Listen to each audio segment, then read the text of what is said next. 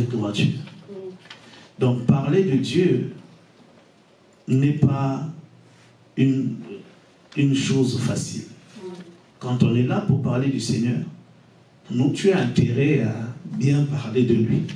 Parce qu'il peut se présenter et dire ce que j'ai contre toi. Amen. C'est pourquoi je parlais de responsabilité. Un privilège de parler du Seigneur, parce que pour moi, il n'y a pas plus beau nom que l'on puisse prononcer, sinon le nom de Jésus. Il n'y a pas plus beau sujet dont on puisse parler pour moi, si ce n'est du Seigneur. Mais c'est une grande responsabilité. Alors je voulais vraiment rendre grâce aussi au pasteur, parce que c'est aussi une preuve de confiance. Mon père spirituel a coutume de dire que la chair est chère. On ne donne pas la chair à n'importe qui. Amen. Parce que quand tu es ici, en même temps, il y a les brebis du Seigneur. Tu peux construire, tu peux bâtir, comme tu peux détruire. Donc quand quelqu'un te donne la chair, ne le prends pas pour acquis. C'est qu'il y a une marque de confiance qui t'est accordée. Et donc je voulais célébrer le Seigneur pour cette marque de confiance. Merci pasteur, merci maman.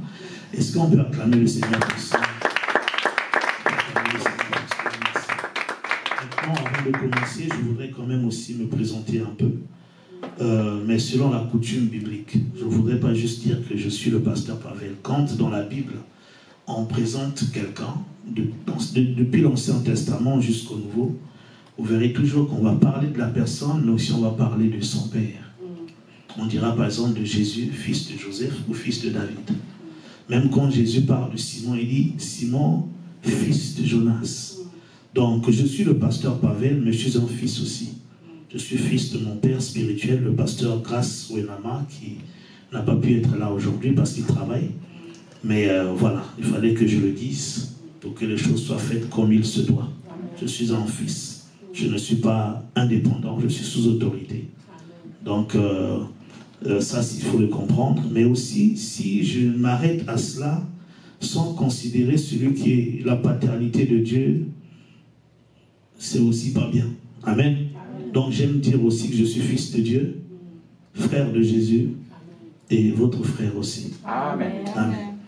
Gloire à Dieu. Alors, je ne suis pas venu seul aussi, je voulais honorer quand même les sœurs qui m'ont accompagné. Dans tout premier lieu, mon épouse, que j'aime appeler ma grâce excellente, Meryl qui est là-bas. Lève-moi la main, merci.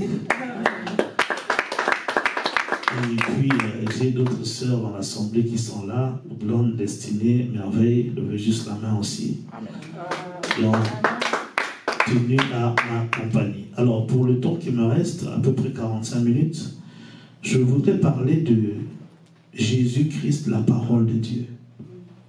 Nous allons parler de Jésus-Christ, la parole de Dieu. Je sais que l'assemblée s'appelle parole créatrice. Mais avant de parler de la parole créatrice, il faut déjà comprendre que cette parole est la parole de Dieu.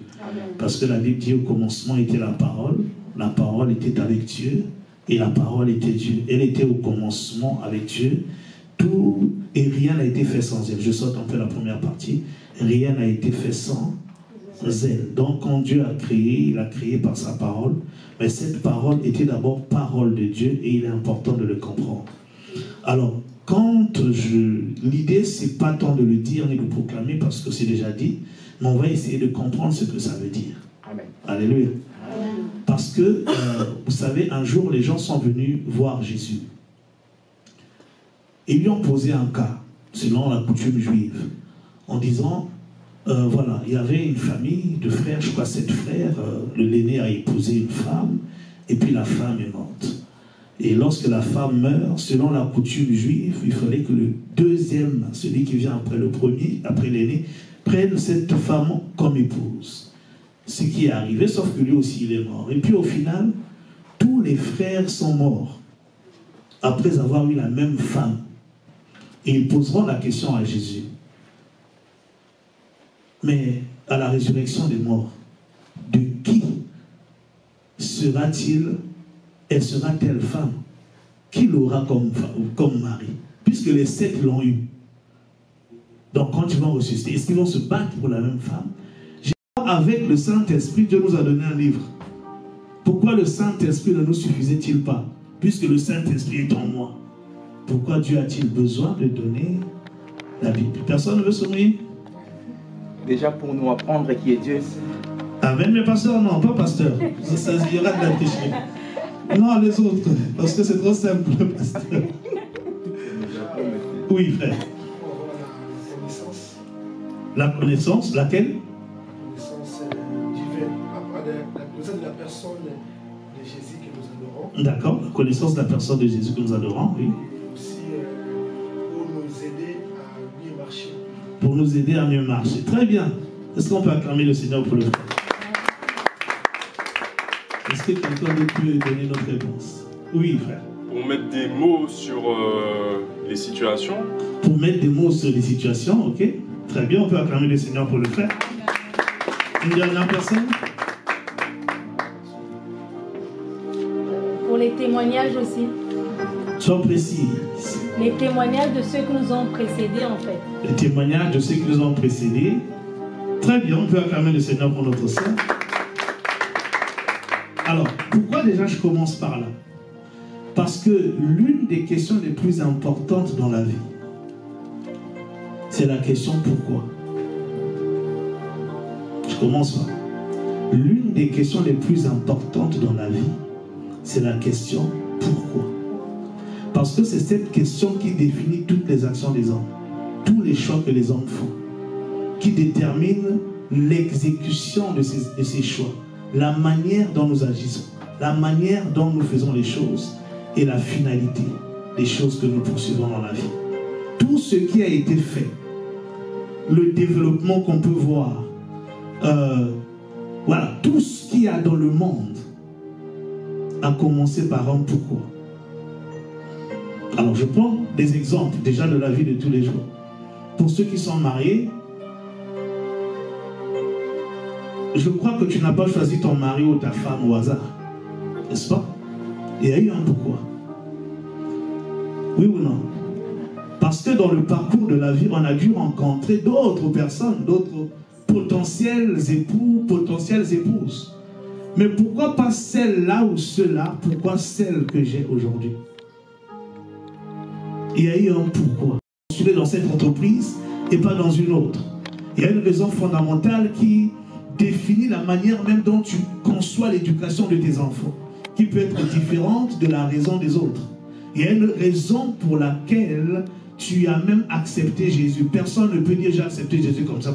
Le Seigneur a inspiré à son serviteur ce terme parlant de Jésus. Pourquoi parlant de Jésus? Il y a tellement de conférences. Je crois que c'est la première conférence que je vois avec le même thème tous les ans.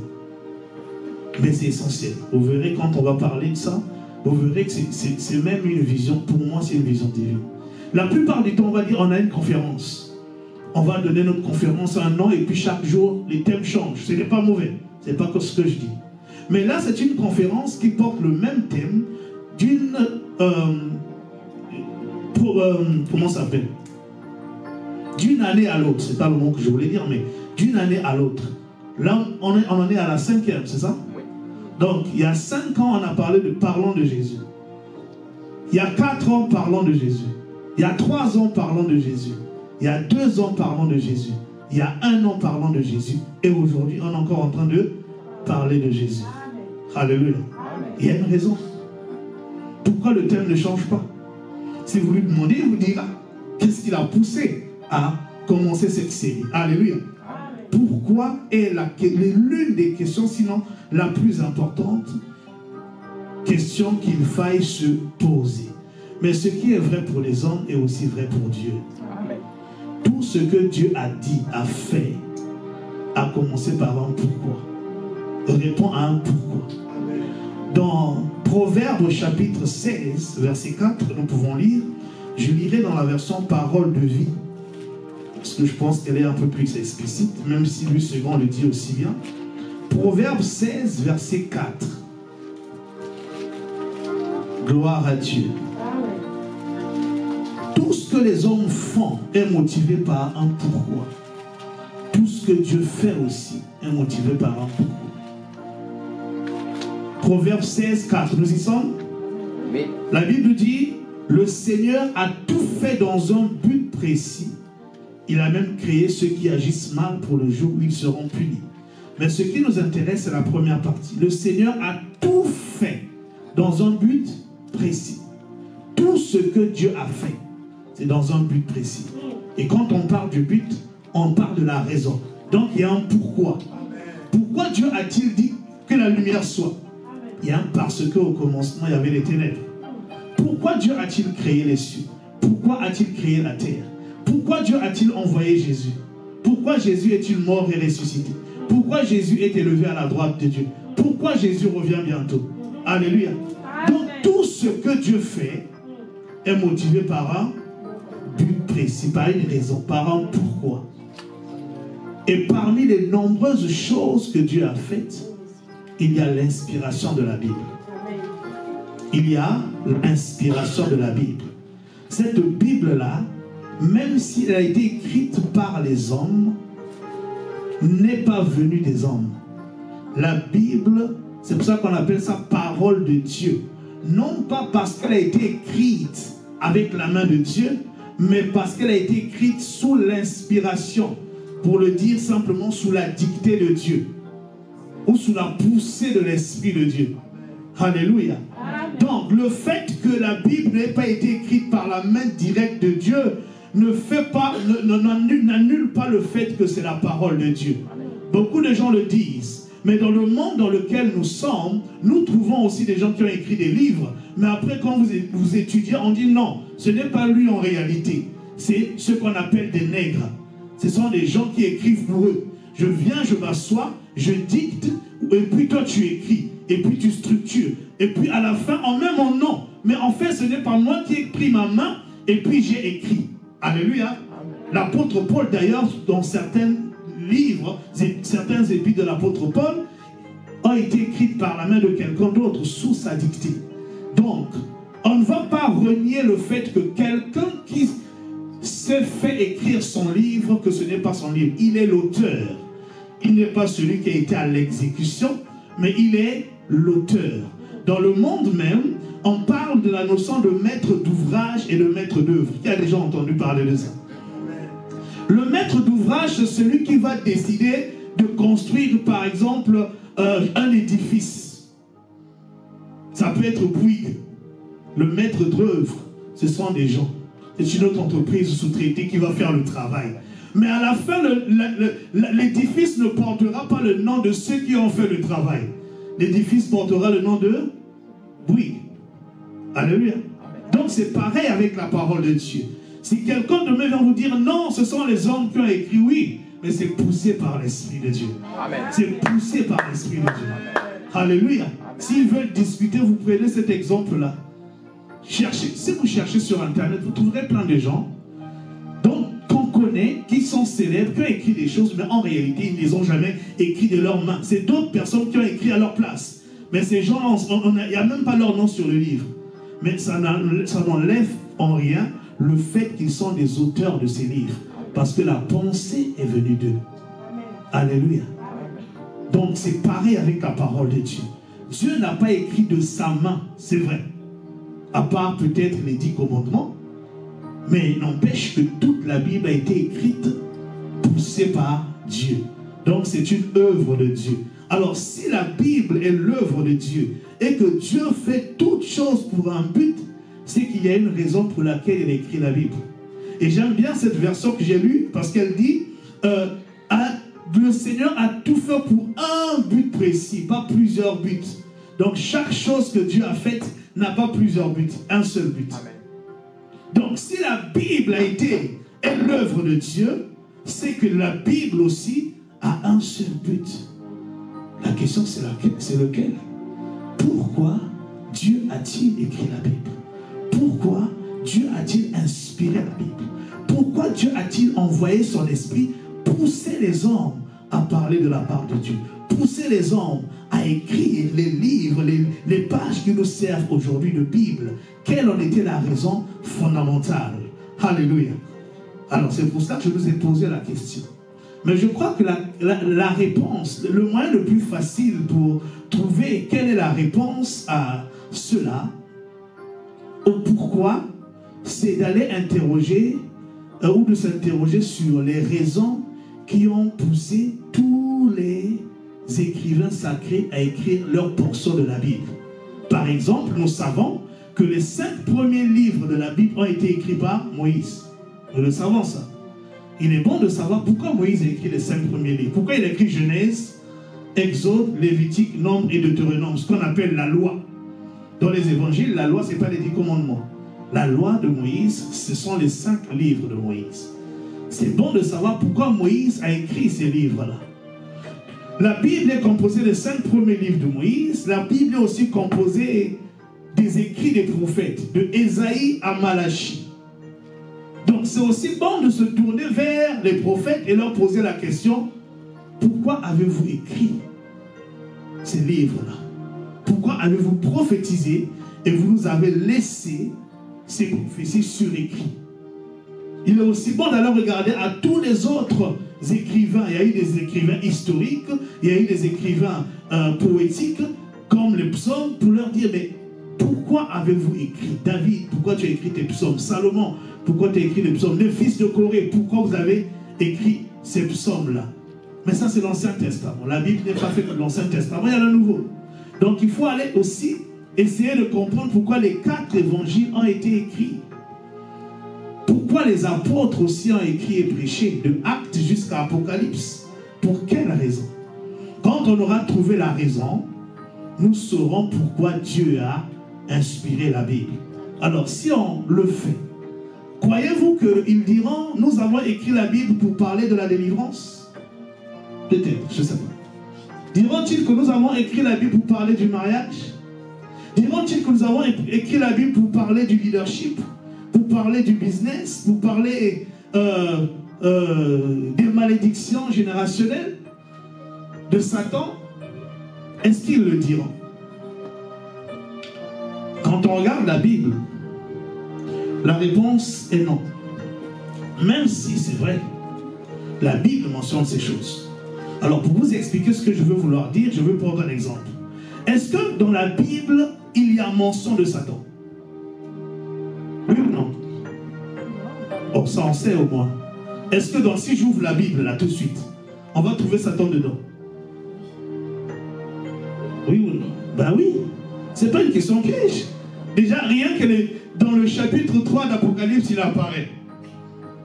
C'est pas ça? Sous forme de serpent, mais il est là.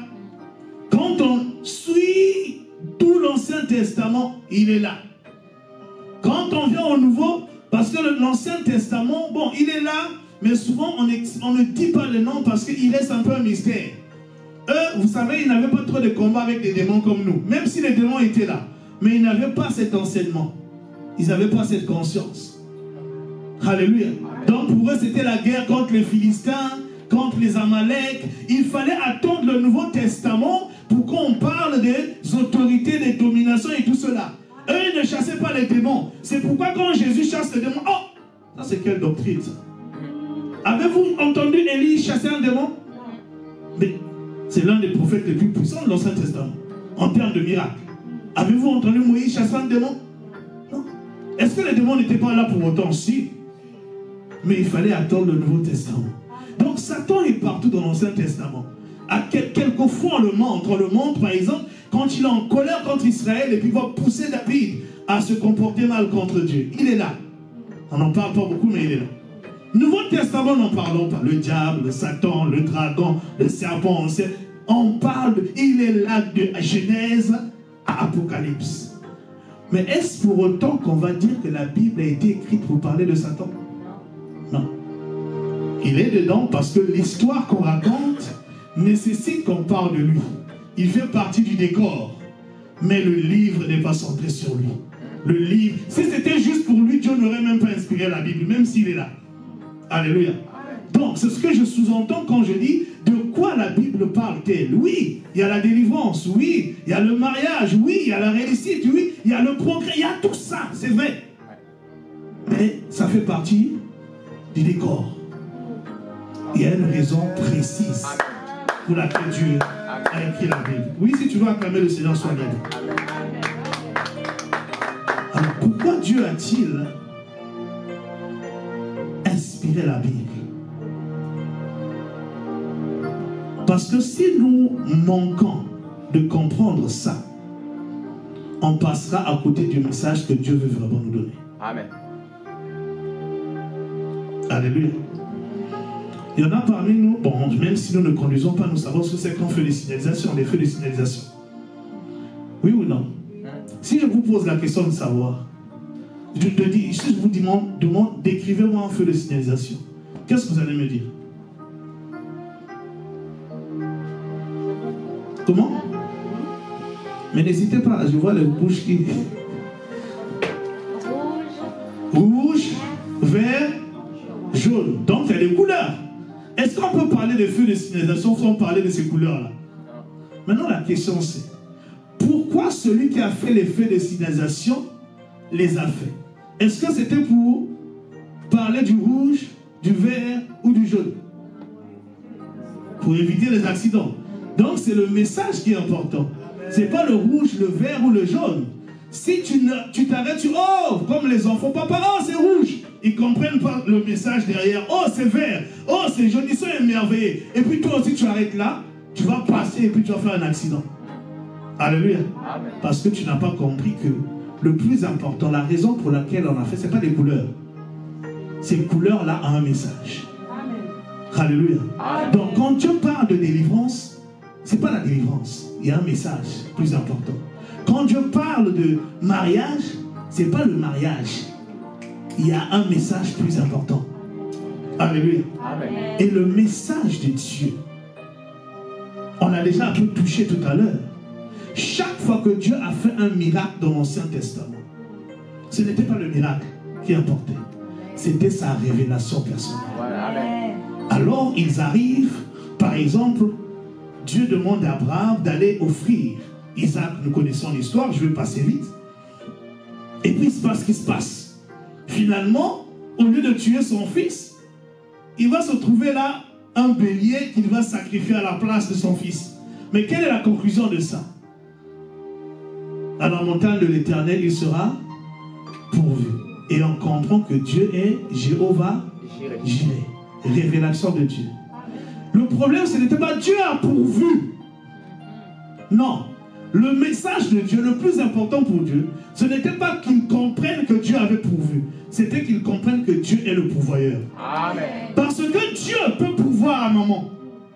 Mais avant que je ne comprenne qu'il est le pourvoyeur, je n'aurai pas la foi pourquoi il va aussi le faire pour moi. Qu'est-ce qui l'oblige à le faire pour moi? Peut-être c'est une histoire entre elle et Dieu et lui. Mais quand je comprends que non, c'est son identité d'être pourvoyeur, si maman me dit Dieu a pourvu, moi aussi je peux croire. Amen. Je comprends que ce n'est pas une affaire de maman. C'est une affaire de moi, de nous tous. Amen. Donc, si tu as... C'est pour ça souvent, nous restons sur le témoignage et on est déçus. Parce qu'on attend que Dieu fasse comme il a fait de l'autre. Un jour, je raconte souvent, parmi les épreuves que nous avons eues avec mon épouse dans le ministère, quand Dieu m'a... Une grande test de ministère, mais je ne vais pas rentrer dedans. Et donc tout ça, on s'est retrouvé avec une dette de loyer de 6 000 €. Parce que j'avais répondu à l'appel. Et moi, je disais toujours à Dieu, ce n'est pas ma dette. Parce que si j'avais fait ce que je faisais avant, je ne serais pas tombé là-dedans. C'est toi, donc c'est ta dette. Quand bien même on a dit non, il faut aller faire un dossier de surendettement, comme ça on va effacer la dette. Et puis... dans 8 ans, bon, après pendant 8 ans, je ne peux pas emprunter tout ça là, et puis 8 ans après. Moi, en fait, je me disais, si je fais ça, je suis en train de dire que c'est ma dette. Moi, j'ai dit non, c'est la dette de Dieu, il n'a qu'à se débrouiller. Amen. Alors, Dieu s'est débrouillé. Pas la première année, pas la deuxième, pas la troisième, pas la quatrième. On est en 2014, 15, 16, 17, 18, 17. Non, pas la troisième. La troisième année, Dieu me fait un cadeau extraordinaire. Tu es là assis à la maison, tu penses à tes problèmes et puis quelqu'un t'appelle. Et puis on te dit, bon, Dieu m'a ordonné de régler ta dette, 6 000 € effacés. On a appelé l'huissier, il n'y a plus rien du tout. Alors, quand j'ai raconté ça à un frère qui avait des situations difficiles, il s'est dit, ah, Dieu aussi, pourquoi Dieu... Bon, pas qu'il a... Il a un peu souhaité quoi, Dieu aussi pouvait faire ça pour moi. Et puis ça l'a un peu conduit dans la tristesse. Pourquoi? Parce que le témoignage peut être particulier. La manière dont Dieu te sauve, intervient dans ta vie, ce n'est pas la même. Mais ce qui est important, c'est que tu comprennes que Dieu pourvoit, que Dieu délivre. Qu'il te délivre par les eaux. Il dit, tu vas traverser les eaux du Jourdain. Ou qu'il te délivre par les eaux de la mer Rouge, c'est toujours une délivrance. Amen. Alléluia. Amen. Qu'il te dise, hé, Jésus, fuis en Égypte.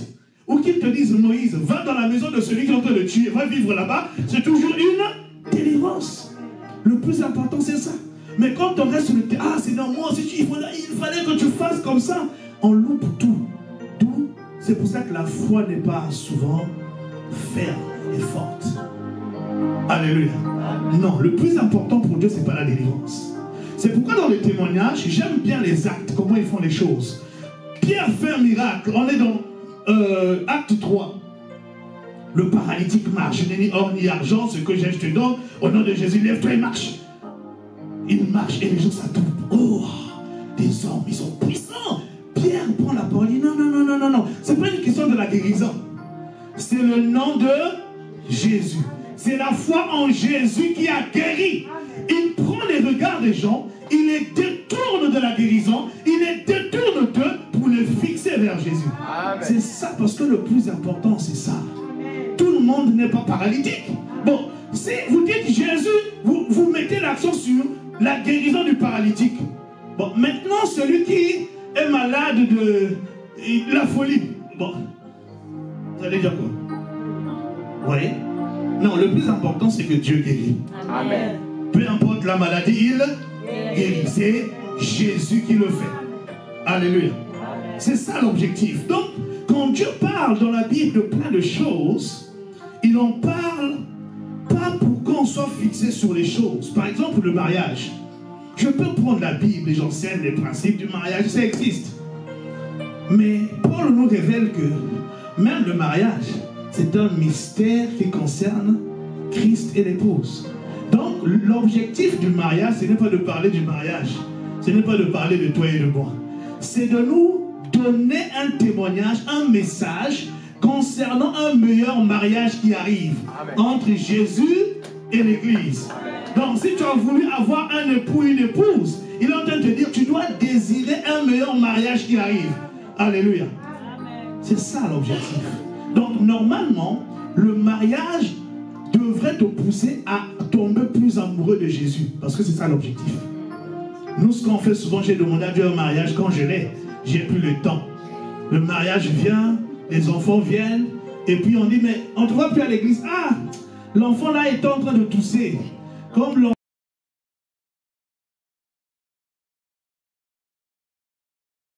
La Bible, pour parler de ces choses, même si elles sont dans la Bible. Il n'a pas écrit la Bible pour parler des malédictions générationnelles, même si on voit, hein, il y en a, ok? Il y a des histoires où on les voit. Il y a même des bénédictions générationnelles, même s'il y a des histoires, il y a un objectif pour lequel Dieu a écrit la Bible, un seul. Et le frère avait répondu, c'est de parler de Jésus. Amen. Il n'y a pas une autre raison pour laquelle Dieu a écrit la Bible. On va le voir, on va ouvrir les Écritures pour le voir. Mais il faut le comprendre.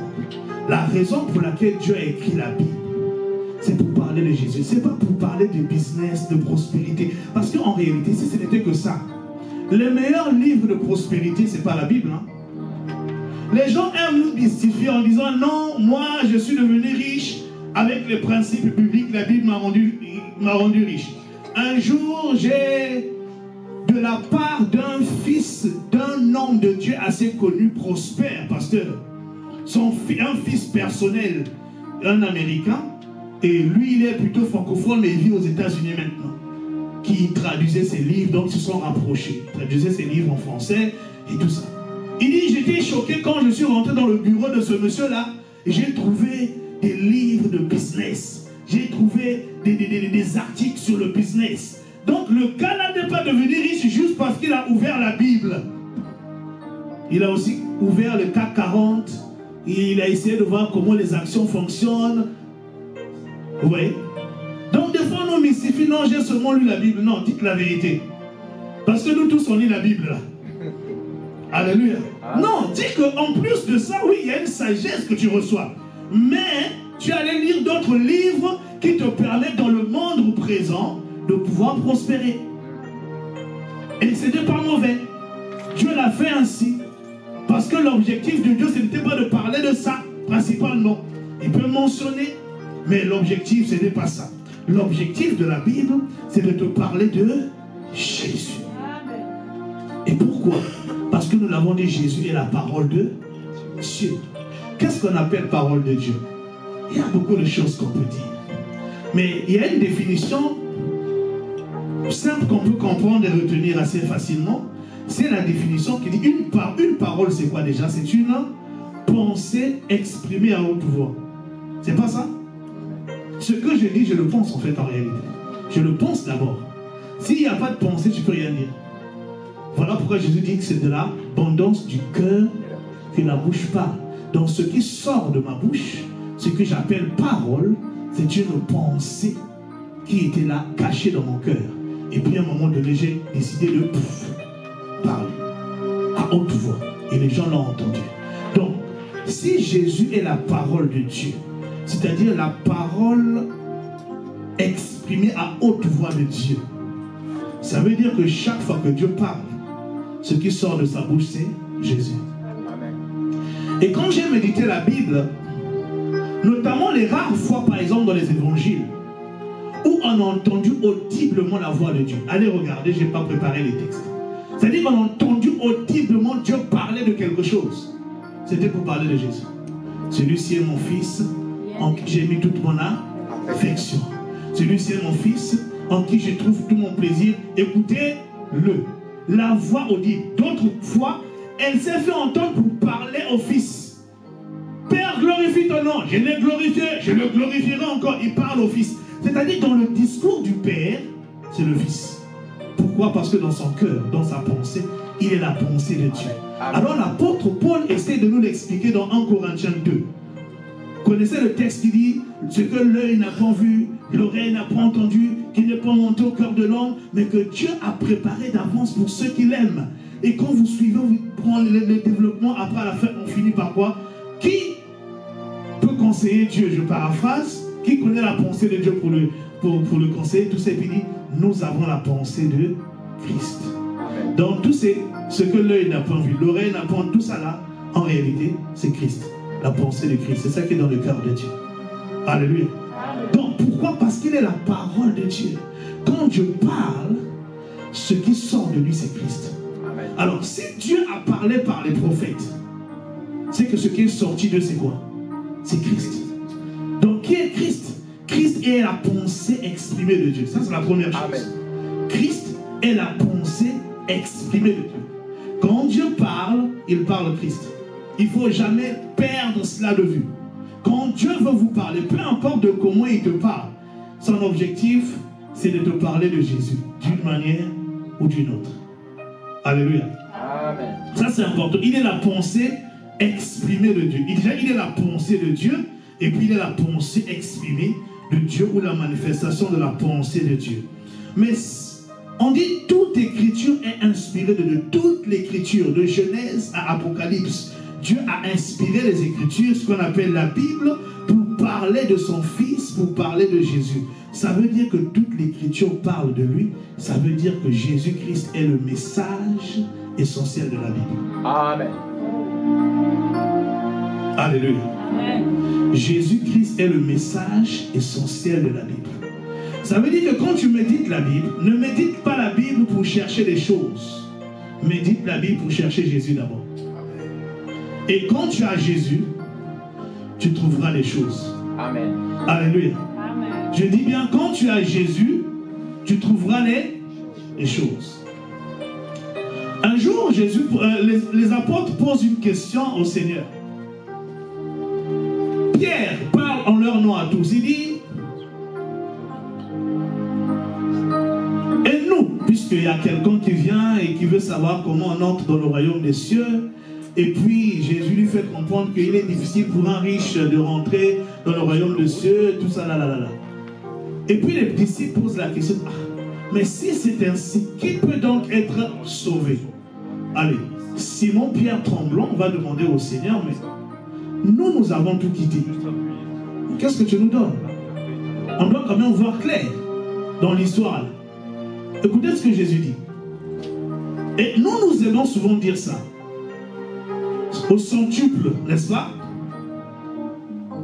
C'est parce que Jésus a dit, celui qui a quitté tout ça là, au centuple maintenant, et la vie éternelle après. Ah, donc comme Jésus a dit, il faut quitter pour avoir. Donc moi je vais par exemple semer une grosse somme parce que je vais récolter au centuple. Je vais quitter telle chose parce que je vais avoir au centuple. Mais écoutez ce que Jésus dit.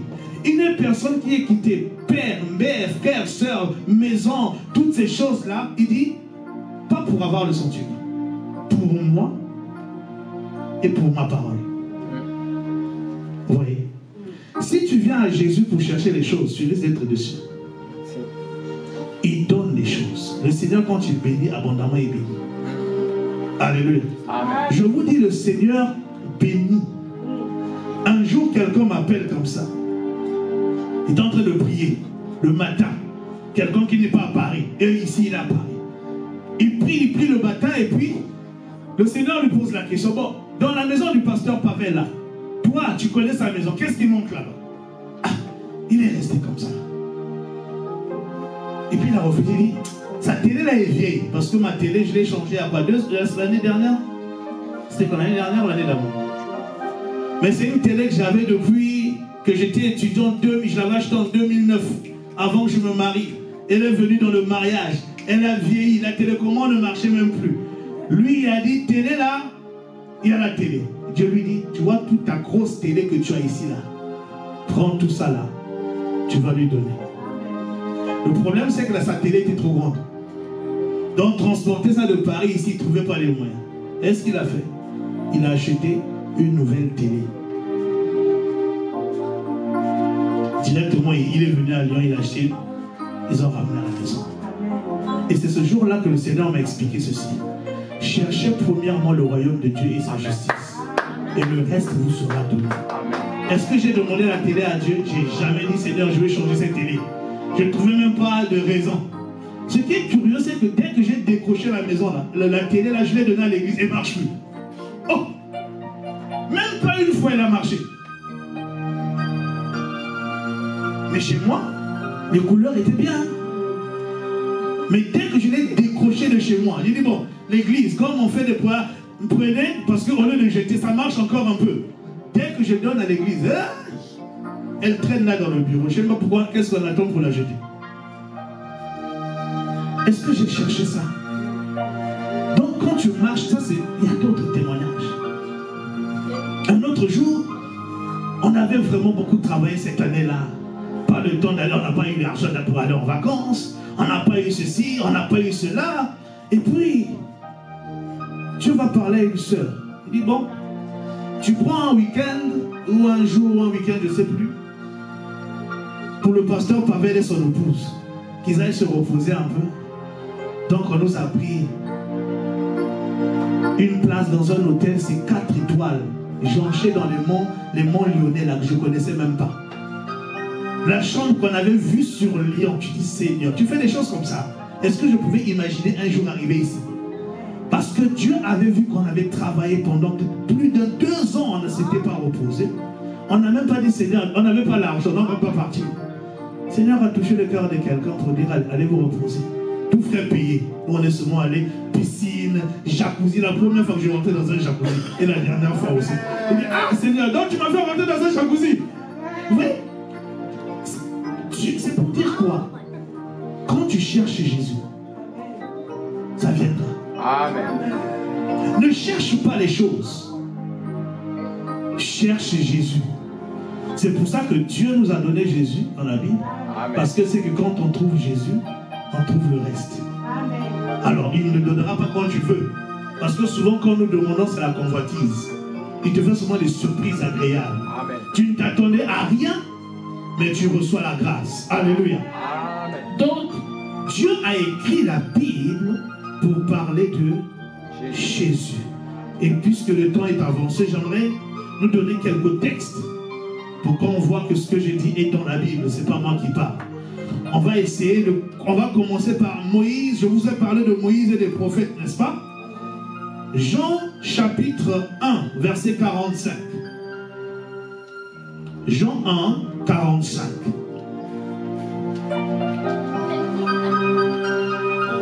Jean 1, 45. Pourquoi? Qu'est-ce qui a poussé Moïse et quelle était la raison fondamentale pour laquelle Moïse a écrit et que les prophètes ont prophétisé, donc ils ont écrit aussi. Jean 1, 45 dit ceci. Philippe rencontra Nathanaël et lui dit, nous avons trouvé celui de qui Moïse, les 5 premiers livres de la Bible, donc Moïse a écrit les 5 premiers livres de la Bible, a écrit dans la loi et dont les prophètes ont parlé, Jésus de Nazareth, fils de Joseph. Alléluia. Amen. Donc, la loi a été écrite pour parler de qui? Pas des 10 commandements, même si on a. De Jésus. Les prophètes ont prophétisé, Esaïe jusqu'à Malachie, pour parler de Jésus. Alléluia. La seule difficulté de l'Ancien Testament, c'est que comme il était un mystère, le nom Jésus, vous ne l'entendrez pas. Mais il était dedans. Même dans la vie de quelqu'un comme Isaac, de quelqu'un comme Abel, de quelqu'un comme Jacob, Joseph, tout cela, il y avait Jésus. Mais sous forme de ce qu'on appelle des types. Alléluia. Est-ce qu'on a vu dans les Écritures que Moïse a parlé de Jésus? Il a écrit pour parler de qui? Jésus. Donc, Genèse, Exode, Lévitique, Nombre, Deutéronome. Quand vous les lirez maintenant, sachez que c'est pour parler de Jésus. Bon, mais l'Ancien Testament, ce n'est pas que Moïse et les prophètes, puisqu'il y a le livre historique, il y a tout le reste qu'on appelle les écrits. Regardez ce que Jésus lui-même dit. Jean 5, 39. Jean chapitre 5, verset 39. Ou peut-être pour aller plus rapidement, je vais vous donner des versets pour ceux qui vont venir. Moi, je vais lire vite. Vous les notez, vous pourrez aller relire à la maison. J'aimerais clôturer. Jean 5, 39. Je lis dans une version anglaise, version Nouveau Siècle. Dit ceci. Vous étudiez attentivement les Écritures parce que vous pensez qu'elles vous donnent la vie éternelle. Or, elles parlent bel et bien de moi. Amen. Donc, les Juifs cherchaient le moyen pour parvenir à la vie éternelle. Voilà pourquoi cet homme est venu demander à Jésus comment faire pour hériter le royaume. Jésus dit, bon, il y a la loi, mais j'ai respecté tout ça. La Bible dit Jésus l'aima, mais il n'est pas rentré. Malgré le fait qu'il a observé toute la loi, depuis son enfance, il n'a pas pu hériter du royaume. Et Jésus leur dit, non, en fait, les Écritures, dans tout l'Ancien Testament, de Genèse à Malachie, parlent de moi qui donne la vie, pas de la vie. Si tu m'enlèves dans l'équation la vie de Dieu, tu ne la trouveras jamais. Par contre, si tu comprends que c'est moi qui donne la vie, et c'est le témoignage des Écritures, et que tu viens à moi, tu auras la vie. Mais vous n'avez pas voulu venir. Ça, c'est le verset d'après que je n'ai pas lu. Donc, Jésus ici confirme que les Écritures parlent de lui. Et il le démontre dans Luc 24, 27. Notez juste. Luc 24, 27. Et commençons par Moïse, encore une fois, les 5 livres, les 5 premiers livres de la Bible, et par tous les prophètes, Esaïe à Malachie, il leur expliqua dans toutes les Écritures. Donc là maintenant, il inclut aussi les livres historiques et prophétiques, tout l'Ancien Testament en gros, ce qui le concernait. Donc dans chaque livre de la Bible, il leur a montré, tu vois, ici c'était moi, là c'était moi, là c'était moi. Et c'était là ça se passe quand il marche avec les disciples sur le chemin d'Emmaüs. Je ne sais pas si vous le savez, ça faisait 60 stades, c'est-à-dire environ 12 km. Combien de temps ils ont fait à pied pour faire parcourir 12 km? Donc il a eu le temps de parcourir Genèse, Exode, jusqu'à Malachie, leur montrant que tout cela parlait de moi simplement. Donc tout l'Ancien Testament parle de Jésus. Alléluia. Amen. Que dire des évangiles? Dans les évangiles, je lirai ce texte, Jean 20, 31. L'apôtre Jean qui explique la raison des évangiles. De son évangile, c'est vrai, mais c'est vrai pour les autres évangiles. Jean 20, 31. Mais ces choses ont été écrites afin que vous croyiez que Jésus est le Christ, le Fils de Dieu. Elles n'ont pas été écrites juste pour que vous entendiez parler des miracles. Non, c'est pour que vous entendiez parler de Jésus. Parce que comment croiront-ils en celui en qui ils n'ont pas entendu parler? Amen. Donc pour croire ici, il faut entendre parler de Jésus. Amen. Voilà pourquoi le livre commence, au commencement était la parole. Tout parle de Jésus. Matthieu parle de Jésus comme roi. Je résume. Quand vous lisez l'histoire de Matthieu, vous verrez que Jésus y est présenté comme roi. Depuis sa généalogie jusqu'à sa mort et sa résurrection. Marc vous présente Jésus comme un serviteur. C'est pour ça que dans le livre de Marc, il n'y a même pas de généalogie. Dès que ça commence là, power, power, power, service, service, service, miracle, que des œuvres. Parce qu'un serviteur ne fait que travailler. On n'a pas besoin de savoir d'où il vient. Luc maintenant met l'accent sur l'humanité de Jésus, le Fils de l'homme. C'est là où cette expression revient beaucoup. Le Fils de l'homme, le Fils de l'homme. Pour dire que c'était un homme. Mais Jean vient pour dire, hey, il est roi, il est serviteur, il est homme, attention. Il est homme parce qu'il s'est fait chair. En réalité, il est Dieu. Jean parle de la divinité de Jésus. Donc, les 4 évangiles parlent de Jésus. Tout l'Ancien Testament, on a vu, parle de Jésus. Les 4 évangiles parlent de Jésus. Les apôtres, la prédication des apôtres, depuis Actes jusqu'à Apocalypse, de quoi ont-ils parlé? Déjà de Actes à Jude, de quoi ont-ils parlé? De Jésus. 2 Corinthiens 4, 5, notez celui-ci. Et puis 1 Corinthiens 15, 3 à 11, mais on lira juste le premier. 1 Corinthiens 15, 3 à 11, mais on lira 2 Corinthiens 4, 5. Voilà ce que l'apôtre Paul dit. Nous ne nous prêchons pas nous-mêmes. Ça veut dire que quand un prédicateur se lève, ce n'est pas pour parler de lui. Mais ça veut aussi dire que quand un prédicateur se lève, il ne doit pas parler de vous. Même si les situations peuvent être traitées. Alléluia. Il dit, nous ne nous parlons pas de nous-mêmes, nous ne prêchons pas nous-mêmes. C'est Jésus-Christ le Seigneur que nous prêchons. La prédication des apôtres. Jésus. Il est le message de la loi, le message des prophètes, le message de toute l'écriture, donc de Genèse à Malachie. Il est le message des 4 évangiles. Il est le message des apôtres de Actes à Jude. Et même quand on lit Apocalypse, on dit le témoignage de Jésus, c'est l'esprit de la prophétie.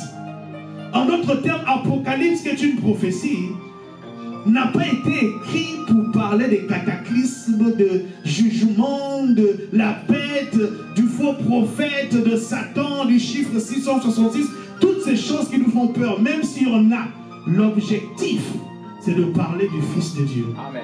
De parler de Jésus. Si tu comprends ça et que tu as peur d'Apocalypse, tu n'auras plus peur. Parce qu'il y a des gens qui ont peur de lire Apocalypse. Dès qu'on dit Apocalypse, hey! Pourtant, dès le départ de l'écriture du livre d'Apocalypse, chapitre 3, on nous dit heureux ceux qui lisent et qui gardent les paroles de cette prophétie. En d'autres termes, si tu lis l'Apocalypse, tu deviens heureux, dans la joie, pas dans l'angoisse, pas dans la peur. L'objectif de Dieu, ce n'était pas nous effrayer. Pourquoi? Parce que le message, ce n'est pas ce qui effraie. Le message, c'est pour dire, toi qui es en Christ, voilà ce qui va arriver. Mais toi qui es en Christ, tu ne vas pas vivre cela. C'est ça que ça veut dire. On dit par exemple que dans Apocalypse 20, que ceux qui auront part à la première résurrection, ils vont régner avec Christ, n'est-ce pas? Pendant 1000 ans. Mais dès le départ, on nous explique qui sont ceux-là. C'est ceux qui ont été rachetés par le sang de l'agneau. Dieu a fait de nous des royaumes et des sacrificateurs. Apocalypse 5 encore revient et il précise, nous régnerons sur la terre. Donc en réalité, si tu as reçu Jésus, que tu as été lavé par son sang, que tu as été délivré, tu n'as pas à avoir peur d'Apocalypse. Ce qui est décrit là, ce n'est pas pour toi. Mais ça doit te pousser à aller évangéliser. Parce que si eux ils ne rentrent pas comme toi, voilà ce qu'ils vont vivre. Amen. Donc, et pour terminer, le dernier verset que j'aimerais nous donner, Romains 1, verset 1 à 4. Il est le message de l'Ancien Testament, on a vu, étant le message de la loi, des prophètes, de toute l'écriture. Il est le message des 4 évangiles. Il est la prédication des apôtres. Et l'apôtre Paul résume ceci. Romains 1, 1, 4. Qu'il est la bonne nouvelle de l'évangile. Amen. La bonne nouvelle de l'évangile, c'est une personne. Amen. Dit ceci, moi, Paul, serviteur du Christ Jésus, je vous écris, Dieu m'a appelé pour être apôtre et il m'a mis à part pour annoncer sa bonne nouvelle. Cette bonne nouvelle, Dieu l'a promise depuis longtemps par ses prophètes, donc les prophètes l'ont annoncé. Dans les livres saints, elle parle de son fils. Elle parle de son fils. L'évangile parle de Jésus. Comme être humain, il est né dans la famille de David, son ancêtre. Par l'Esprit Saint, Dieu l'a établi dans sa puissance, le Fils de Dieu, quand il l'a fait se lever de la mort. C'est Jésus-Christ notre Seigneur. Alléluia. Donc, tout ça pour dire simplement ceci. Toute la Bible parle de Jésus. Pourquoi?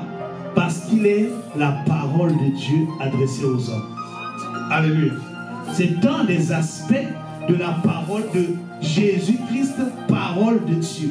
C'est le fait que quand Dieu a voulu parler aux hommes, ce qu'il a voulu dire aux hommes, c'est Jésus. Amen. Si nous ne comprenons pas ça, nous allons passer à côté de tout ce que Dieu a voulu nous dire. Ça, c'est le message que j'ai reçu, venir vous donner. Au départ, je voulais parler de l'agneau, des mystères de l'agneau, tout ça là. Et je dis quand je me suis mis à écrire, parce que des fois, moi, c'est comme ça que ça vient par pasteur. J'écris, et puis je sens que les choses, il y a une autre structure qui se superpose dans mon esprit. Et les choses sont venues aisément. Donc, j'ai compris. Jésus est la parole de Dieu. Amen. Le message que Dieu nous a adressé. Amen. Amen. Tout le reste n'est pas mauvais. Amen. Mais si nous manquons de comprendre ça, nous allons passer à côté du message que Dieu veut nous donner. Et si nous passons à côté du message que Dieu veut nous donner, il est évident que nous ne vivons pas la vie qu'il faut vivre. Amen.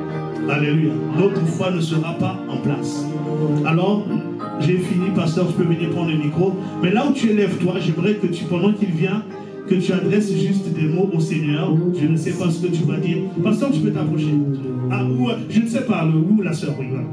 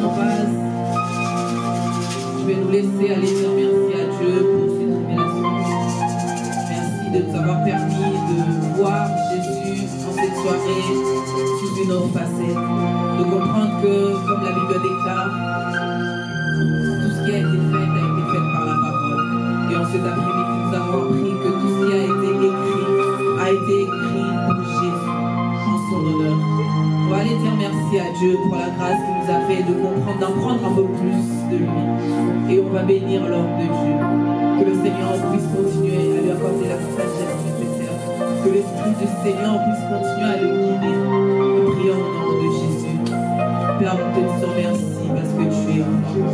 Merci, Père éternel, pour ces paroles. Merci, Père, parce que tu nous as rappelé, Seigneur, une fois de plus. On devait d'abord, Seigneur, chercher premièrement ton royaume.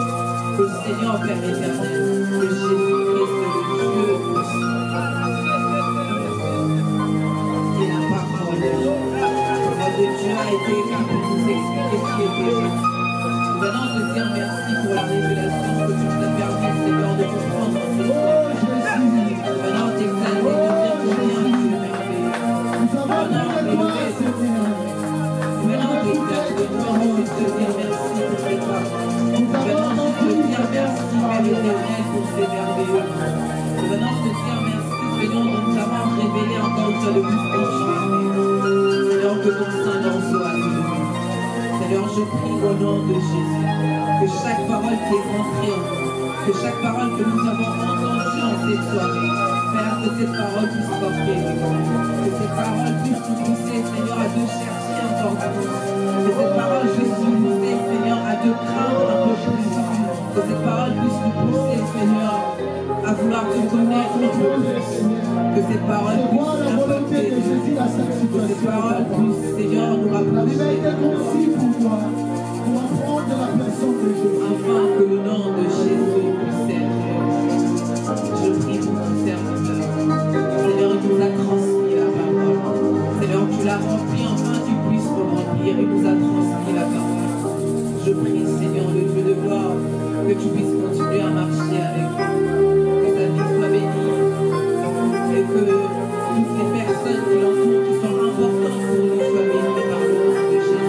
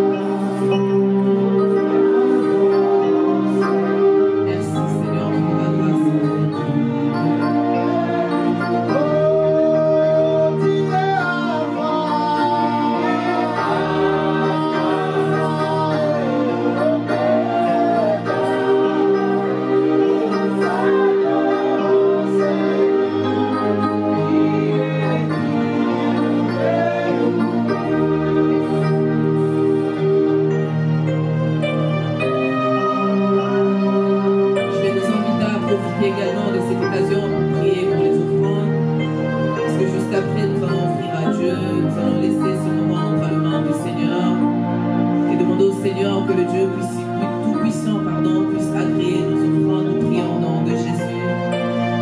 Seigneur, alors que tu nous permets, Seigneur, d'arriver au bout, Père éternel, de cette journée, le Dieu de gloire, nous venons, Seigneur, Père éternel, avec nos prémices, avec, Seigneur, Père éternel, nos offrandes pour t'offrir. Je prie, Seigneur, Père éternel, que chaque offrande de tout un chacun de nous puisse être agréée par toi. Et je prie le Dieu de gloire pour ceux qui n'ont pas pu, Seigneur,